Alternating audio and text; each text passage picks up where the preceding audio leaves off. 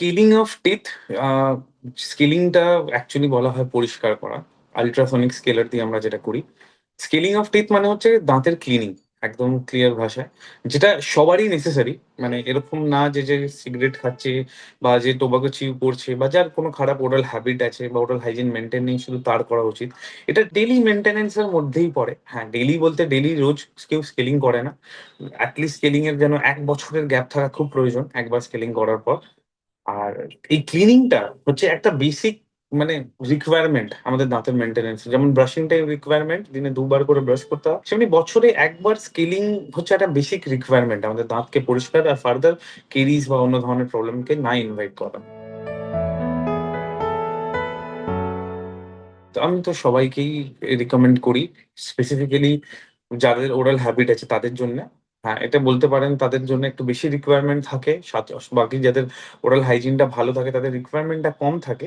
এতে ফ্রিকোয়েন্সিটা একটু স্লো করা যায়। বাট এরম না যে আমাদের স্কেলিং কোনো স্পেসিফিক গ্রুপকে বলা হয়। সবারই স্কেলিং করা উচিত।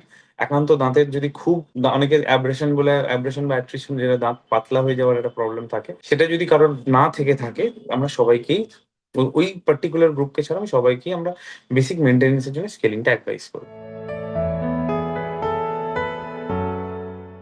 মিনিমাম ১ বছরের গ্যাপ দেওয়ার খুব প্রয়োজন আছে। নরমাল পেশেন্ট হোক কি ওরাল হ্যাবিট থাকুক, ১ বছরের আগে তো আমার মনে হয় না স্কেলিং করা উচিত।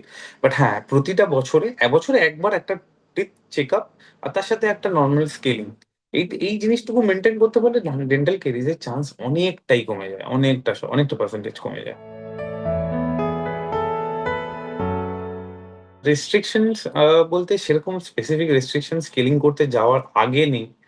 কেন কি সেরম সেরম কোনো রিকোয়ারমেন্ট থাকে না।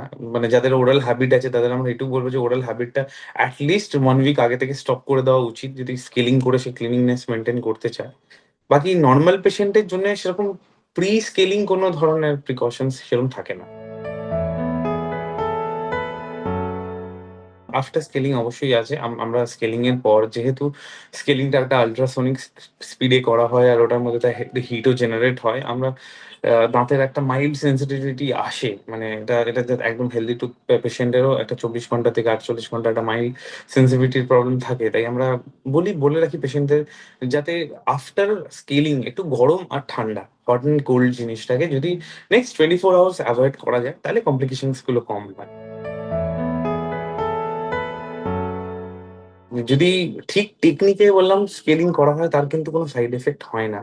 বাট হ্যাঁ, যদি ঠিক মানে টেকনিক বা ফ্রিকোয়েন্সিটা না মেইনটেইন করা হয়, যদি কেউ ৩ মাস ৪ মাস ছাড়া মানে যাদের ওরাল হ্যাবিট আছে আমার কাছে অনেক পেশেন্টই আমারই আসে যাদের স্ট্রিক্ট ওরাল হ্যাবিট আছে তাদের।